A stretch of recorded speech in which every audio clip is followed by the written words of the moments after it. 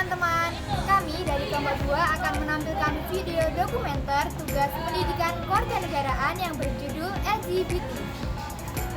Sebelumnya, perkenalkan saya Firly Gitarani dengan NIM J310250148. Saya Arina Maskara dengan NIM J310250136. Saya Misha Gadia Sira Manita dengan NIM J310250144. Saya Rizwan Fauzan dengan NIM J310250166. Saya Safina Tunaja dengan NIM J310250163. Saya Recita Rahma Aulia dengan NIM J310250119. Saya Sina Jumatina Najwa dengan NIM J310250117. Selanjutnya, kita akan menampilkan proses diskusi mengenai pemilihan tema yang akan kita ambil.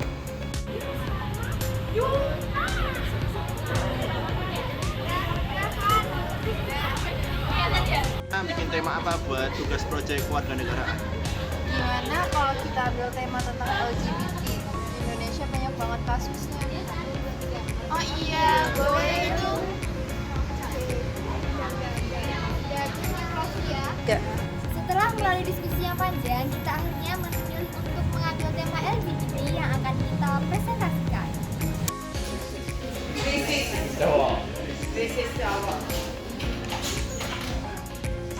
Bismillahirrahmanirrahim. Assalamualaikum warahmatullahi wabarakatuh. Waalaikumsalam warahmatullahi wabarakatuh. Kami dari kelompok 3 akan mempresentasikan kasus tentang LGBT. Sebelumnya kami akan memperkenalkan diri. Perkenalkan, saya Firly Gitarani dengan NIM Amir 148. Saya Safina Tunaja dengan NIM Amir 143.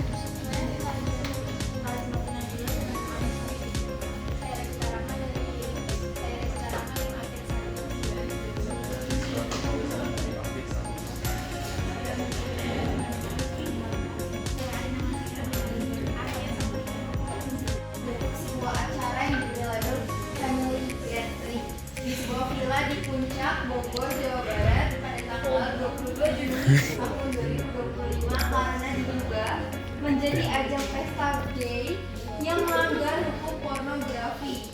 Kegiatan tersebut bukan sekedar hiburan biasa, akan tetapi menurut polisi merupakan bentuk kampanye terang-terangan komunitas LGBT yang dipandang bertentangan dengan norma kesusilaan di Indonesia. Pada undang-undang yang digunakan adalah UU Undang-Undang Nomor 44 Tahun 2008 tentang pornografi atau pasal 296 KUH. Di Indonesia, Undang-Undang Pornografi mengatur larangan produksi, distribusi, atau penyediaan konten seksual eksplisit yang melanggar norma kesusilaan masyarakat. Definisi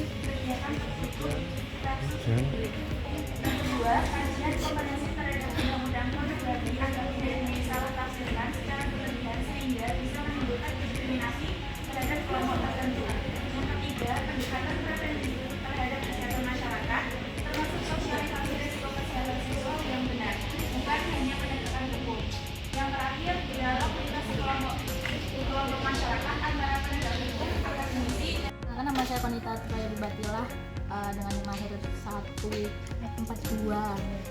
Bagaimana cara menyikapi perbedaan pandangan antara ajaran agama dan nilai kemanusiaan dalam melihat LGBT? Antara agama,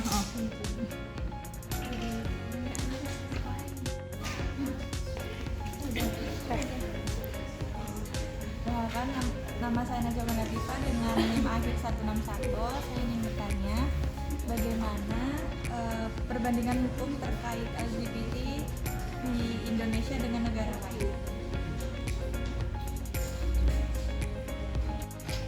Perkenalkan, nama saya Widya Zara Setiawan dengan NIM akhir 172. Saya ingin bertanya,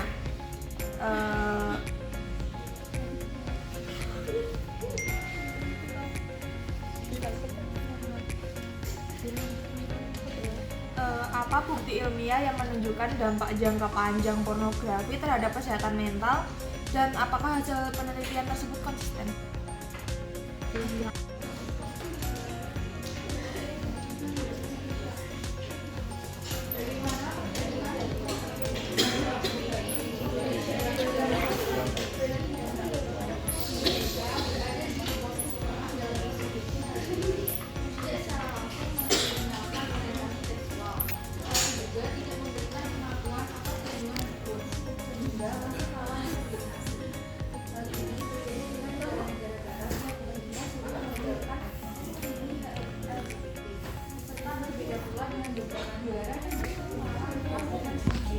Pertanyaan dari awal, pertanyaannya itu apa bukti ilmiah yang menunjukkan dampak jangka panjang pornografi terhadap kesehatan mental, dan dalam jangka panjang apakah hasil tersebut konsisten?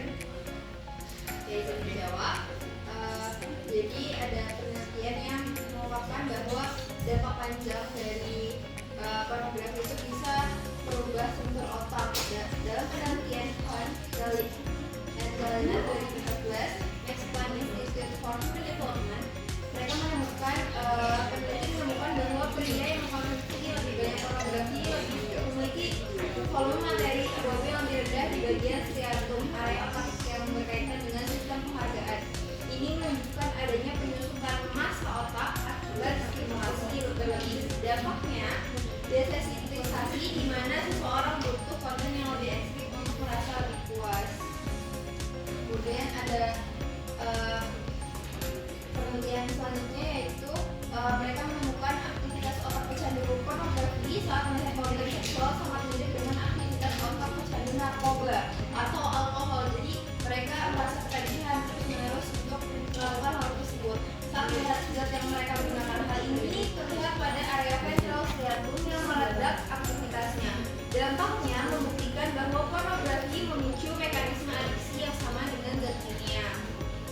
Kemudian apakah hasilnya konsisten? Hasilnya sangat konsisten pada aspek pornografi kompulsif. Artinya dampak negatif tersebut hampir selalu ditemukan pada individu yang merasa tidak bisa berhenti atau kehilangan kontrol. Namun pada pengguna kasual atau jarang, hasilnya lebih bervariasi tergantung latar belakang moral dan stabilitas emosional individu tersebut. Apakah ada feedback? Jawab pertanyaan wanita. Bagaimana cara menyikapi perbedaan pandangan ajaran agama dan nilai kemanusiaan dalam melihat LGBT? Perbedaan pandangan antara ajaran agama dan nilai kemanusiaan memang sering terjadi. Cara menyikapinya adalah dengan mengedepankan sikap bijak, toleransi, dan saling menghormati. Pertama, penting untuk memahami bahwa ajaran agama biasanya memberikan pedoman moral bagi pemeluknya, termasuk dalam menilai perilaku. Di sisi lain, nilai kemanusiaan menekankan bahwa setiap manusia memiliki martabat, hak, dan harus diperlakukan dengan baik tanpa kekerasan atau diskriminasi. Perbedaan pandangan antara agama dan nilai kemanusiaan dapat disikapi dengan tetap berpegang pada keyakinan masing-masing, namun disertai sikap toleransi, menghormati martabat dan manusia, tidak melakukan tindakan yang merugikan orang lain. Apakah ada feedback dari wanita?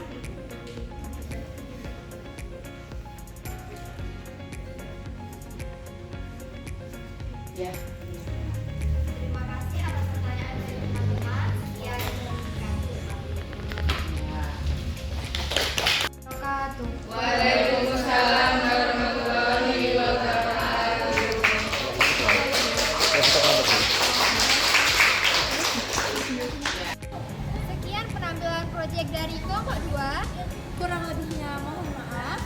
Thank you for